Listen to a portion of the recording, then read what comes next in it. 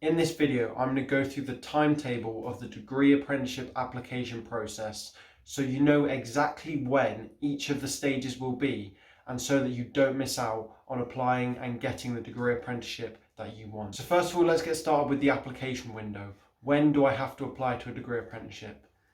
Now, it depends on each company. Each company will have a certain date that they open their vacancies and a certain date that they close their vacancies. And the most common period for this is the December and January period. This is when most degree apprenticeships have their application processes. And actually a lot of companies use the deadline of 31st of December as the deadline for applying to the program. Now, what this means is you could be spending a lot of your Christmas holiday doing all these applications if they all have 31st of December applications. So that's something to bear in mind. However, although the main window is December and January, it's also before and after this as well. So in fact, some degree apprenticeships actually opened up in September, for example, the JLR finance one, which is now closed. This is something to bear in mind if you're interested in a finance apprenticeship. These are usually advertised much earlier, and these closing dates could be in October or November. By the way, if you're interested in finding about the apprenticeships which close early and are closing in November, then check out this video where I go through the apprenticeships that are closing this month in November. So as well as early apprenticeships that can have deadlines in October and November, there are also ones which go a bit later than the common window. So this can be ones that go into February and March. Usually February is the latest, but you can have a few, one or two, which can be as late as May. However, as a rule of thumb, the main window is December and January, so that's a time when you really want to focus on the application process and making sure you get your applications in, because apprenticeships, they will not extend their deadlines, and also some close early. So you want to make sure that you're getting in there reasonably early to make sure you secure your application. Now, once you've done the online application, either in October and November if it's an early apprenticeship or a finance apprenticeship, or December, January if it's a normal one, or February or March if it's a bit later, the next step will be online testing or a virtual interview. Now, there's three camps for how this works. The first one is immediate, and this is about 50% of companies that do this sort of strategy. And what this is you will put in your online application, and then the next day, within one day, they will send you the link to your online testing, which means they looked at your application within 24 hours and straight away gave you the green light onto the next stage. The next camp is the medium camp, and this is probably around 40% of apprenticeship companies do this, and this is where they send you the online testing within 1 or 2 weeks, after taking a week to look through your application. And then the final camp is the long camp, which is a very small number of companies, perhaps only 10% of companies do this. And that is where you wait several months between sending your online application and actually getting confirmation that you've passed the next step to online testing. For example, one that I applied to in January came back to me in April telling me I'd got through to the next stage. Now, personally, I think this isn't very helpful from the apprenticeship companies because they don't give you any communication in between. You might assume you've been missed off, or you assume you haven't made it to the next stage. So I don't think it's very helpful, but unfortunately some companies do this. They will take in your online application and it'll be a couple of months before you actually get confirmation or not if you've got to the next stage of online testing. Now, this invitation to online testing or virtual interview is going to be sent via email, and usually it will have an expiration date on this online testing or virtual interview, which means in the email it will say you need to complete this within 3 days, within 4 days, within 5 days. Usually it's around the 4 or 5 day mark. However, you do have some which, again, I think is very unhelpful, and it's not good on their part doing this. They will give you a 48-hour deadline. Some companies have done that 48-hour deadline to do a virtual interview or online testing, which means if you don't check your emails for 48 hours, you could have completely missed this. So I don't think apprenticeship companies should be doing this, but they do it. So you want to get in the habit of checking your emails every day for correspondence from the apprenticeship companies, because it could be a situation where you check them on the Friday evening, you don't do it all weekend, you come back on the Monday and you've missed your deadline. Genuinely, they do that. It has happened where they send an email at the weekend with a 48-hour link, and then by the time that's done, you can't do anything about it. So just make sure you're in the habit of checking. And then the other thing to bear in mind with this is you need to think carefully about when you want to apply. So obviously we have these massive windows I just talked about, December, January window. It might be a deadline of the 15th of January, but they actually open applications on the 15th of December. So it's a whole month, right? You want to think carefully about when you apply. I would recommend going earlier rather than later.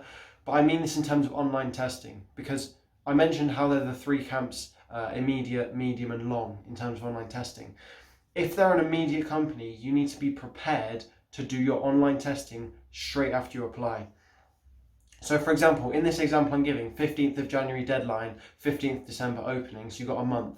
Say for example you decided to apply on the 23rd of December, if they're an immediate company, they could send you a link on Christmas Eve that you have 48 hours to do, which means you have to do your online testing on Christmas Day or Boxing Day, which you probably don't want to be doing. So you see what I'm trying to say? You want to make sure that when you're applying, you have 3 days in the next week, in the next couple of days, so that in case they send you the online testing straight away, then you can do it. So don't apply for a company like just before you go on a week's holiday, because they might send you the online testing when you're on holiday and you can't do it. So make sure whenever you apply, first of all, you want to do it as early in the window as possible, but secondary to that, you want to make sure that you have a few free days afterwards where you'll be able to do the online testing if they send it you really quickly and with a short turnaround of 48 hours. Now the next step is the assessment centre / interview.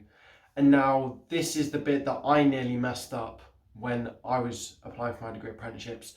So basically I've done the online testing for a bunch of companies, and I started to notice that I was getting calls from random numbers on my phone, and I don't pick up calls from numbers I don't know, so I just had a bunch of missed calls. Then it was all a bit weird, and then eventually I decided to open one of the voicemails, and it turns out it was an apprenticeship company who had been calling me about an assessment centre, right? So if I hadn't checked that voicemail, I would have left all of these missed calls and just assumed they were scams or whatever, and then I wouldn't have known about the assessment centre. So that is the big difference with the assessment centre and interview. They will be confirmed 99% of the time via phone, right? I don't know why they do this. Maybe they want to add a personal touch. Personally, I just think it makes it more difficult because it means they have to call you when you're free and you have to call them back when they're free, rather than just sending an email which you can both read in your own time. But for some reason they do this. 99% of companies will phone call you about the assessment centre / interview. So something you want to check right now is make sure you don't have any funny voicemails, like a custom voicemail that you set up 3 years ago. Just either delete it and have the normal one, or just make a professional one or whatever. But that's something to bear in mind. If you start getting missed calls, then that is most likely apprenticeship companies asking basically about the assessment centre and interviews. So what they'll do is they call you up, they'll say, congratulations, you've passed, we've got this date, can you come and do this? And they'll explain all the things you need to do. Now, whereas from the application process, the online testing email could come within a few days if it was in the immediate sort of category. With this one, it is a longer time period because they basically have to wait until everyone has done online testing, and then they take the best people from online testing or virtual interview and allocate to this. So this could be anywhere from 1 week to a couple of months from the online testing or virtual interview. You will be getting these phone calls for the next stage, which is the assessment centre or interview. So that's something to bear in mind. It's between a week and a couple of months before they get in touch about the next stage. And also another thing to bear in mind is these are almost always virtual. I only had one in person. That's just how they do things these days, all over Teams. Now, once you've done the assessment centre or the interview, the next stage that comes is the offer. And luckily, companies are actually quite quick about this. The quickest that I actually got an offer after an assessment centre was on the next day. I actually got a call saying I had the offer. Usually it's between 5 and 7 days, about a week, and actually the longest is only 8 days. So it's not going to be a case of you're waiting weeks and months to find out and you're like, I don't know. It will be within the week that you find out if you've got the offer. And again, it's most likely going to be a phone call. In terms of overall timeframes, this is likely all going to be finished between February and April. So basically what I'm trying to say is if you are doing A-levels this year, that'll be in May and June. The apprenticeship application process will all be done by then. So it's not something you have to worry about. They'll usually be finished February, March, April. So you then have a couple of months where you can just focus on your A-levels. Now I hope this video has been helpful, going through the timetable of the degree apprenticeship process so you know when everything happens. You know that the application process is currently ongoing and is likely going to continue in December and January. You then know that there'll be online testing and a virtual interview. That could come anywhere from a few days after your application to a few months. Then you know it'll be an assessment centre after a week or even a month. And then you will get the offer by a phone call, usually within the week. If this video has helped you understand the application process for degree apprenticeships, feel free to leave a like, I would really appreciate that. And you can also check out my monthly full guides, which I put on apprenticeships, vacancies, which means you can check out which apprenticeships are going live this month so that you don't miss out. And also my monthly work experience series, where I give you all the work experience opportunities that are happening that month so you can add those to your CV and cover letter. Hope this video has helped. Thanks very much.